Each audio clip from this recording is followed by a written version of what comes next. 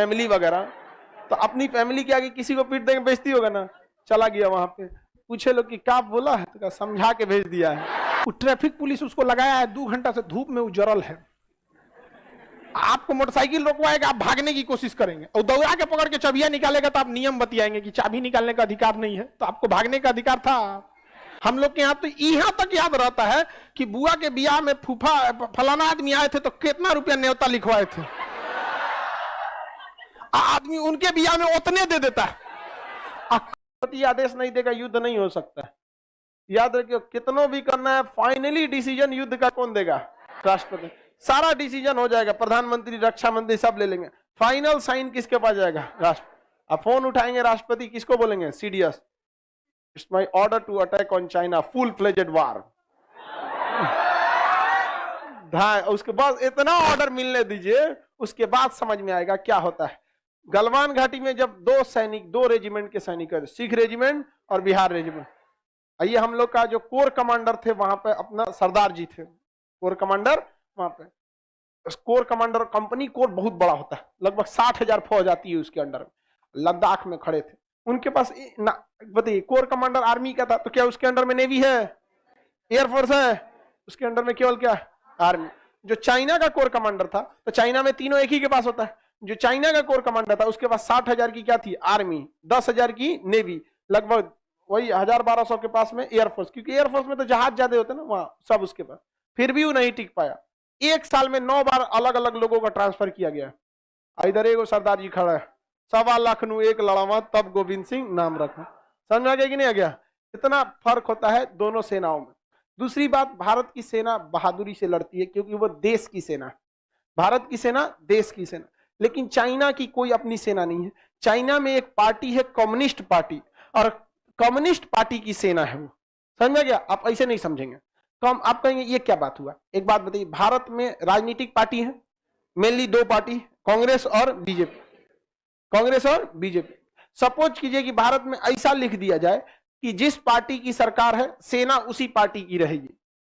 आज हमारी सेना इंडियन आर्मी कहलाती है। अगर इसी इंडियन आर्मी को कह दीजिए बीजेपी आर्मी है, उसका आधा पावर वैसे ही खत्म हो जाएगा। किसी पार्टी के लिए लड़ रहे हैं, समझ में आएगी नहीं? चाइना में यही होता है। चाइना के सेना नहीं है, पीपल्स लिबरेशन आर्मी है, कम्युनिस्ट पार्टी की सेना है। हमारे यहाँ सेना का प्रमुख कौन रहेगा? राष्ट्रपति। वहां सेना का प्रमुख वही रहेगा जो कम्युनिस्ट पार्टी का अध्यक्ष है। जैसे अभी कौन है? जिनपिंग वहां पे। तो उसकी आर्मी किसके लिए लड़ती है? पार्टी के लिए। देश बाद में। हमारे यहाँ पार्टी बाहर में जाओ, जरूरत नहीं, नौटंकी मत करियो। यहाँ तू कोनो पार्टी का हो तो देंगे हम तुमको। यहाँ जाइए ना पटना दानापुर में, दानापुर में मार्शल लॉ लगा हुआ है। पटना के पास लाइव वाले जो लोग होंगे यहाँ पे समझेंगे, पटना दानापुर में अगर वहां आप हॉर्न बजा दिए, बड़ी मार मारता है। एक आदमी गाना बजा रहा था अंदर, वहां भाड़ा की गाड़ी थी और गाना बजा रहा था अंदर, कोनो नहीं, नया नया गाना आता है, गाना बजा रहा था। अब आप ड्यूटी कर रहे थे, सड़क पे कौन? आर्मी वाले। सुन लिया, उधर इधर ड्राइवर को लेके आया, निकल तुम यहाँ पे, गाना बंद कर। अंदर ले गया, गाना काहे बजा रहा था? कह रहा कि मालिक हम तो भाड़ा पे गाड़ी चलाते हैं, बारात वाला बुक किया है सब, यही कहा से तो बजा दी। बोला के ला कौन था? उसको लाया। ड्राइवर से कहा कि सुन इसको एक तमाचा मार। कहा कि हम कैसे मारेंगे, इकरा से तो हम पैसा लिए हैं। तो ड्राइवर को एक तमाचा मारा है, नहीं मारेगा तो अब ड्राइवर उसको रख दिया एक तमाचा 50। कहा फिर बोलेगा गाना बजाने के लिए? कहेगा अब तुम एक तमाचा ड्राइवर को मार। एक तमाचा किसको मारता है? ड्राइवर। और फिर अपने एक तमाचा देके भेजा। कहा तुमको नहीं समझ में आता है, कंटोनमेंट एरिया है, सेना का है, जाओ लोग। इतना होशियार था, पीटबो किया तो अंदर ले आके फैमिली वगैरह, तो अपनी फैमिली के आगे किसी को पीट देंगे, बेइज्जती होगा ना।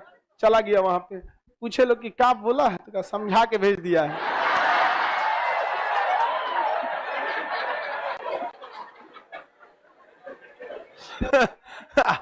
हम उस समय, हमारी पहली एक गाड़ी थी वर्ना, कार जो थी ना वर्ना, हम गलती से ना खुदे ड्राइव करके चले गए थे। वो तो किस्मत ठीक ठाक था, हमारा बंद हो गया वहीं पे, गड़िया बंद हो गया वहां पे, तो कि भाई साइड उइड कर। उस समय हम तो मतलब बहुत 3-4 साल पहले की बात है, तो हमको कोई खास नहीं जानते थे, पटने भर के लोग जानते थे। देखिए कि भाई ठीक ठाक नियम है। तो आर्मी का नियम इतना खतरनाक होता है ना कि जो ड्राइवर उस रूट से पिटा गया वो फिर बिहटा होके जाता है। दानापुर होके नहीं जाता है वो रास्ते बदल देता है, वहां से टी पॉइंट आता है, कंटोन छावनी होके जाएंगे, बीटा होके जाएंगे, फिर भाग वहां से इधर से जाओ। वहां गाड़ी अगर धीरे चल रही तो धीरे ही चलिए, आप किसी गाड़ी को ओवरटेक नहीं कर सकते। आगे ट्रैक्टर है ना तो 3 किलोमीटर तक ऐसे ही दुकुर दुकुर चलते रहिए, खाली भी है आप ओवरटेक नहीं कर सकते। कर लिए तो हर 100 मीटर पे खड़ा रहेगा कि पुलिस फौजी सीटी मारेगा, इसे अगला पकड़ लेगा। अब तुम 2 करोड़ के तुम जगुआर में घूम रहे हो ना, निकाल के धो देगा बाहर। यहाँ पे खतरनाक नियम होता है आर्मी वालों का, एकदम उन लोग का नियम बहुत जबरदस्त होता है। सर उंगली छप गया होगा उसका, अरे तुम उंगली की बात करो, सेरिब्रम सेरिबेलम मॉड्यूला ऑब्लोंगाटा सब हिल गया होगा, खोपड़ी वगैरह समझ आ गया कि नहीं। सर दानापुर ऐसा क्या है, दानापुर में सेना रहती है, छावनी है, सेना का एरिया है। तो जहां आपको पढ़ा चुके हैं मूल अधिकार में, सैन्य क्षेत्र में किसका शासन चलेंगे, सेना का ही कानून चलता है। अगर सेना की न्यायालय ने किसी को सजा सुना दिया है तो उस सजा को कौन माफ कर सकते हैं, राष्ट्र, क्योंकि सीनियर इज ऑलवेज करेक्ट। सेना में जो जज होता है कर्नल रैंक का होता है, जज भी कैसा रहेगा, कर्नल, उसका भी रैंक क्या रहेगा, ब्रिगेडियर।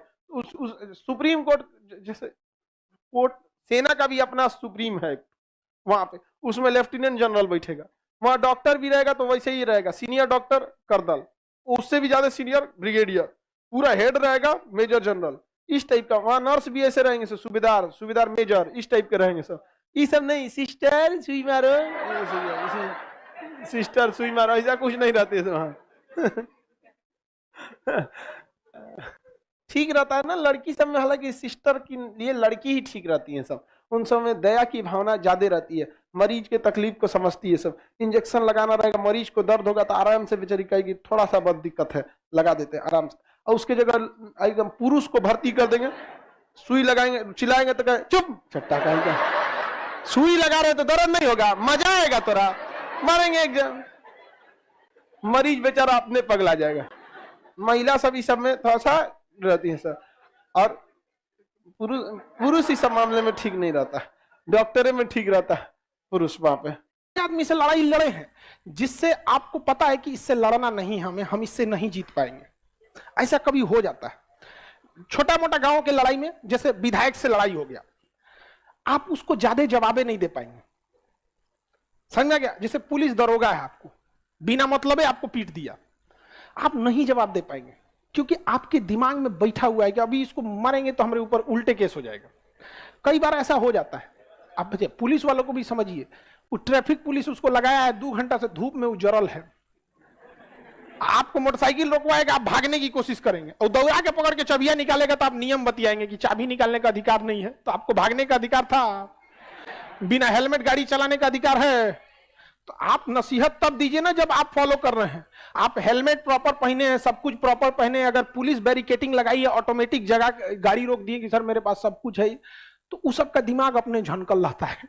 और पुलिस वालों की मुलाकात अच्छे लोगों से तो होती नहीं, सुबह से शाम तक उन सबको चांडालों से ही मुलाकात होती, वो बेचारों का मेंटल लेवल अजीब, पूरा परेशान रहते हैं। उनकी स्थिति जाके देखिए, जिस दिवाली, छठ और होली में आप खुशियां मनाने घर में जाते हैं ना, उस दिन वो सड़क पे खड़ा होकर ड्यूटी करते हैं। वो सब नहीं परेशान रहता है, सब नहीं मिलती उनकी छुट्टी, और त्योहार में तो भूल जाए वो लोग, उस दिन उनको ओवर टाइम करा देगा और खटिए ड्यूटी पे आप, तो बेचारे परेशान होते हैं।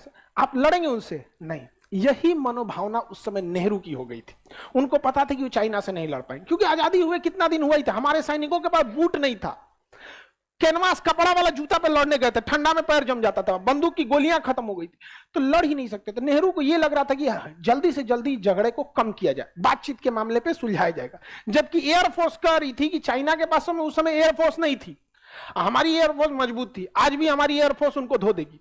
रीजन क्या है, उस साइड पहाड़ है, पहाड़ है तो आपको पहाड़ के ऊपर अपनी जहाज उड़ाना पड़ेगा, तब यहां लाना पड़ेगा, पहाड़ के ऊपर ऑक्सीजन नहीं रहता है। और आपको पता है कि किसी भी इंजन को चलने के लिए ऑक्सीजन की जरूरत है, वो क्या जहाज के इंजन में हाँफ जाता है, कभी कभी ठंडी में कैसे मोटरसाइकिल ऑन की जगह दुख दुख करता है, इसे वो क्या जहाजिया दुख दुख करने लगता है, कहते रे भाई रे आराम से आराम से, कहते वापस चलो यहाँ पे।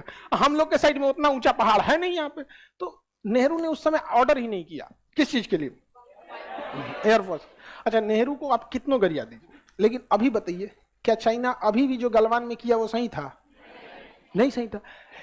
हिसाब सबका होगा, हिसाब सबका हो, किसी को भूला नहीं जाएगा। हाँ, जितना देर लगेगा ब्याज उतना ज्यादा चुकाना पड़ेगा, ये वो लोग याद रखें। हम लोग छोड़ने वाले हैं जी, हाँ, हम लोग कभी नहीं छोड़ते। हम लोग के यहाँ तो यहाँ तक याद रहता है कि बुआ के बियाह में फूफा फलाना आदमी आए थे तो कितना रुपया न्योता लिखवाए थे, आदमी उनके बियाह में उतने दे देता है। कई को तो ऐसा नहीं रहता है सर कि जौन साड़ी आप दिए रहेंगे रखले रहेगा, स्टिकर नोच के दूसरा नाम चिपका के फिर वही आपको पहुंचा देगा। ले ससुरे हम लोगों से हमारा जमीन छीन लेंगे लोग।